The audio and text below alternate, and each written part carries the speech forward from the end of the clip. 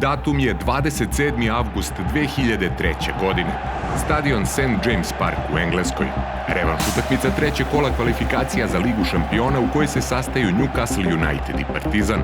Ukoliko Milivoje Ćirković bude precizan u 7. seriji penala, Partizan će postati prvi srpski klub u grupnoj fazi elitnog takmičenja.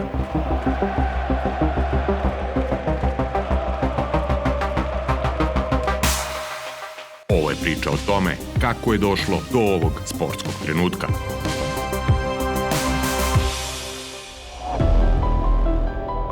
Šest godina ranije beogradskim crnobelima ukazala se prva šansa da se domognu Lige šampiona nakon ukidanja sankcija.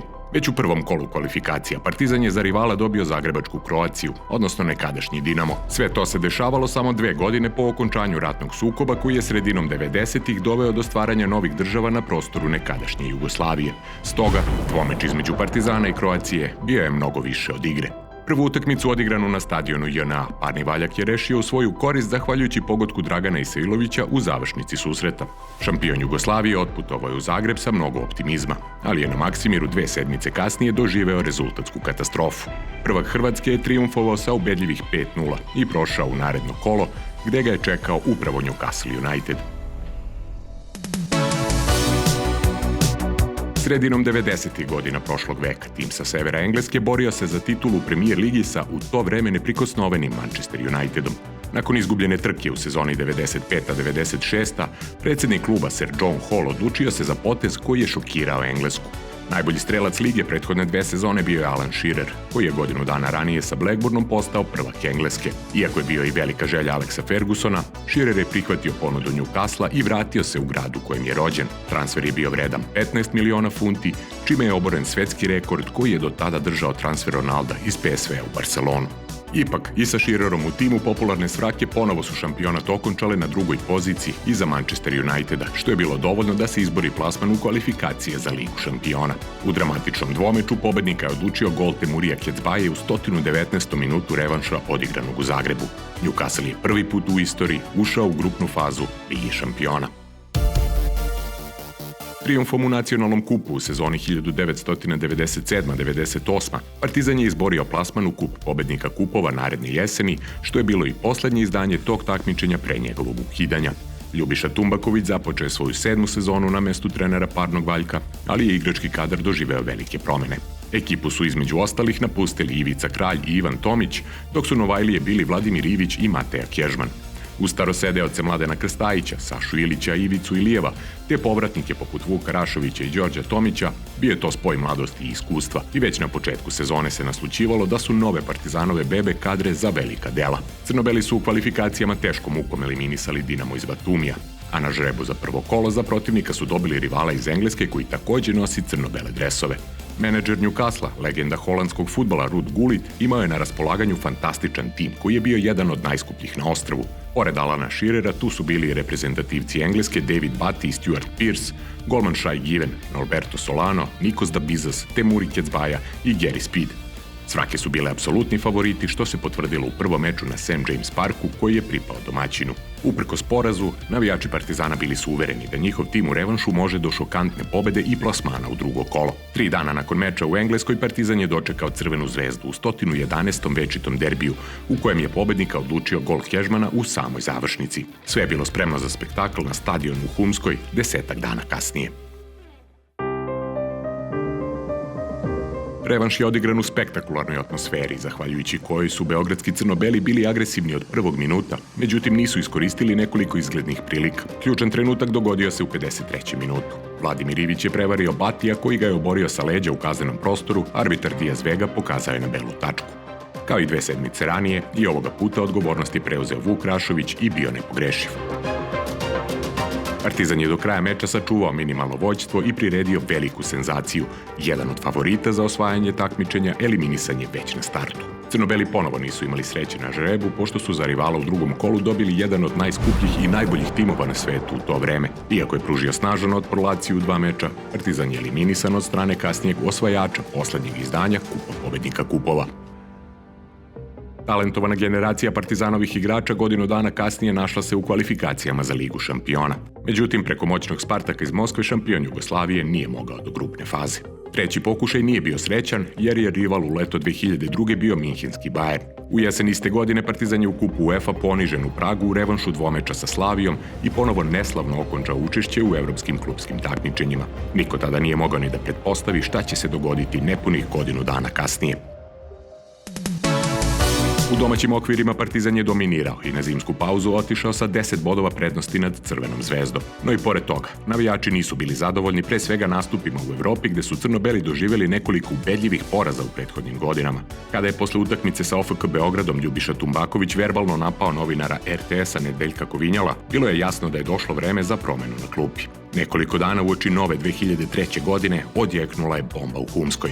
Na mesto trenera doveden je Lothar Matthäus, nekadašnji osvajač zlatne lopte i prvak sveta sa Nemačkom. Samo godinu dana pre dolaska na klupu crno-belih, Matthäus je predvodio bečki Rapid do ubedljivog trijumfa 5-1 i eliminacije Partizana iz kupa UEFA. Kada je nedugo zatim angažovan iskusni štoper Taribo Best, reprezentativac Nigerije i bivši igrač Intera i Milana, ostalo je jasno da su ambicije u Humskoj prerasle lokalne okvire.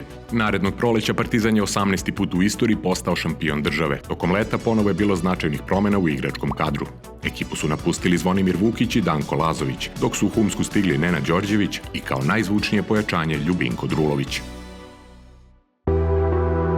Protivnik u drugom kolu kvalifikacija za Ligu šampiona bio je prvak Švedske Djurgården. Utakmica u Beogradu završena je bez pobednika, a kada je Djurgården u revanšu poveo već na početku, delovalo je da će to biti još jedna neuspešna epizoda parnog valjka u Evropi. Međutim, kada je bilo najteže, Saša Ilić je preuzeo odgovornost i postigao izjednačujući pogodak, da bi nekoliko minuta kasnije Malbaša sa bele tačke doneo kapitalnu prednost šampionu Srbije i Crne Gore. Švedski predstavnik je do kraja uspeo samo da dođe do izjednačenja, pa je Partizan, zahvaljujući pravilu gola u gostima, izborio plasman u treće kolo i zakazao novi obračun sa Newcastlom. Engleske crno-bele ovoga puta sa klupe je predvodio legendarni Sir Bobby Robson, a igrački kadar je doživeo značajne promene u odnosu na prethodni dvoboj 5 godina ranije. I dalje su u timu bili Given, Speed, Solano i Shearer, ali i mlade zvezde poput Jonathana Woodgatea, Kierana Dyera i Craiga Bellamija. Prvi meč odigran je pred punim tribinama stadiona Partizana, a pobednika je odlučio pogodak Solana u završnici prvog poluvremena. Imao je domaći nekoliko šansi u nastavku koje nije iskoristio, tako da su mediji i deo navijača već otpisali tim Lothara Matthäusa uoči revanša u Engleskoj 2 sedmice kasnije.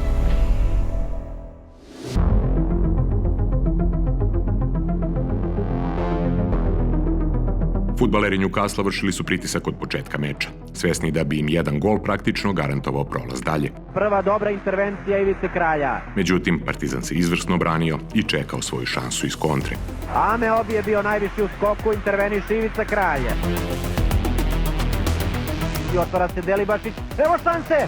I ništa. Interveniše odbrana Newcastle i kraj prvog poluvremena.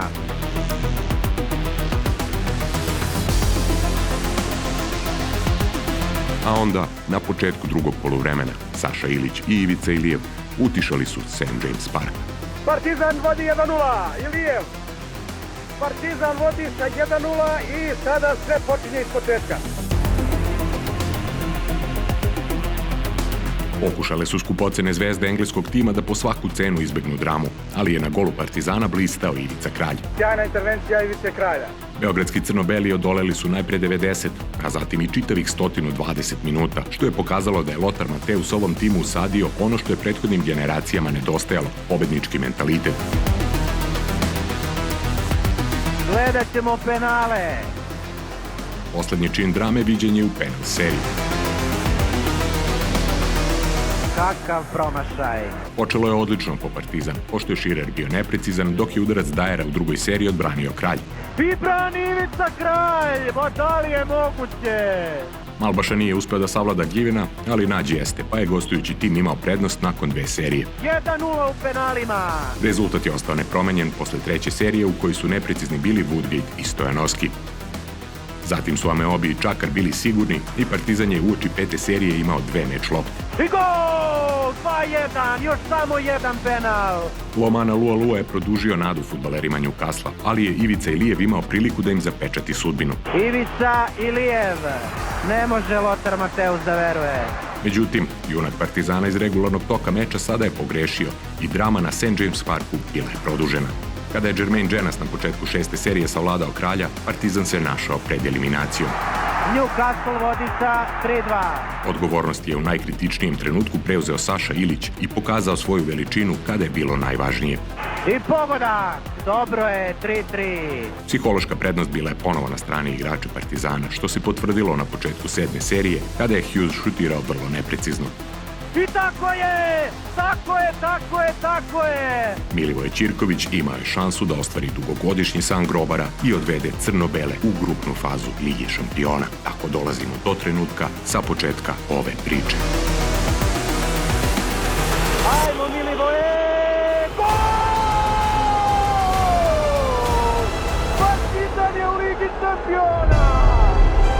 Gol, gol, gol! Sve je gotovo!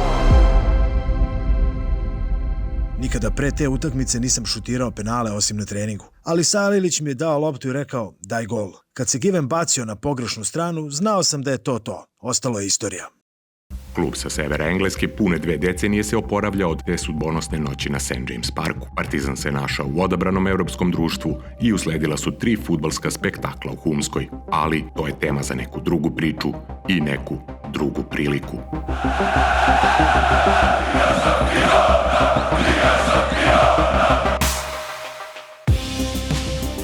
Na ovom linku možete pronaći još zanimljivih priča iz istorije srpskog sporta.